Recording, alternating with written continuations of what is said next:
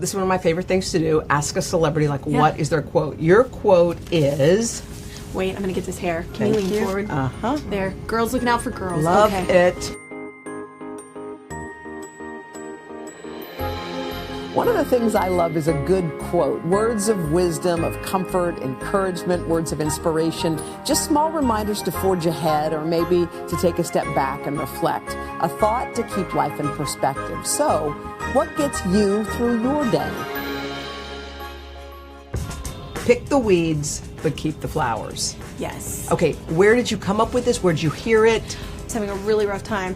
You can tell by my closet how my psyche's doing. What happens? If it's a mess, it's like, uh-oh. And if it's like really clean, it's like, she's doing well. Like, it's always, my closet is my telltale. So I was cleaning because it wasn't together. And my friend Calamity, it's actually Reba's niece, and she actually was on the phone with me, and she goes, you should just calm down, and sometimes you got to pick the weeds and keep the flowers. And I was like, what? And I was like, that's like the greatest thing I've ever heard.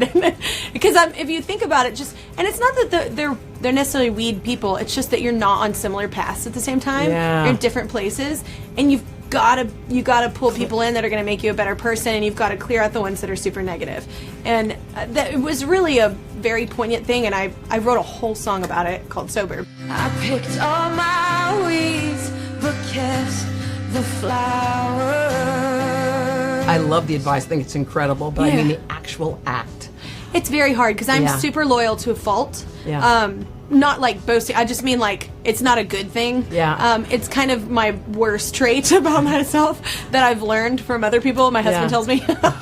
It's one of those things where I feel like I don't know. I think as a child I have so many abandonment issues and so many things where I feel like no one is unreachable and you should never leave anyone. No one, you know, everything can be fixed. It can be fixed. Yeah, and I believe a lot in potential, but sometimes I hold on to potential and it never actually comes to fruition in a human. So I learned the hard way with like a few people I worked with that were just very self-sabotaging with themselves, and then it was really affecting me, and like got to make sure everybody's uplifting and positive. And I find that to be a really hard thing to do too, because I feel like you attract what's within you, and sometimes when you're needy you attract people who maybe are lean in too much, and then all of a sudden when you feel stable you look at the people who you've picked in your circle and you're like, wait, these shouldn't be my core people, but you've kept people with you for a long time. You do have that loyalty. I've been very lucky. It's just a few key people in my life that were really on the regular, like,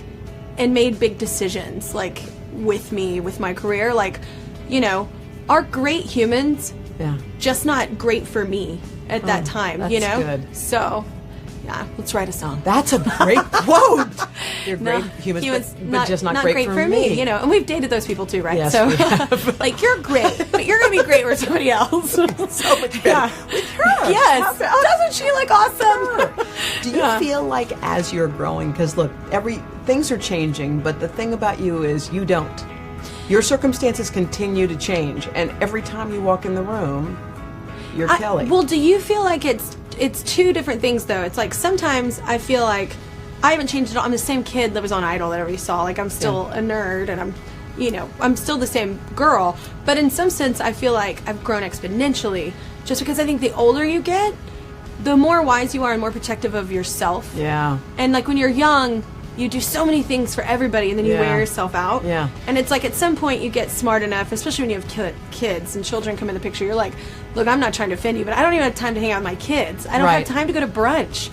Like, I want your life, because obviously you have time to brunch, but like, I don't have time to brunch. Like, I barely fit my kids in. Like, it's like, you know, so people get offended, and I think the older you get, the more okay you are with like, I'm just going to tell you no, because I don't want to, but because I have to make room for, you know, my children, my family. So I'm always having conversations with people like that, and it always looks like I'm blowing people off, and I'm like, you get to a certain age where you're like, if you're offended by it, it's totally cool, but I just don't have time. I can't. Are you a pleaser, like, by nature? I'm a pleaser by nature, just because I think, once again, coming back to like my childhood things, like, I think I never want anyone to feel left out. It's like the worst, you know, last pick for the team, all that kind of stuff. I don't ever want that. And but I surround myself with really honest people that are like, you need to let this go. Like, you need to move on. I don't know. The older we get, I feel like the wiser we get. Pick the weeds, but keep the flowers. Genius. Thank you, Calamity McIntyre. Love you, Kelly. Yeah, love Thank you. you.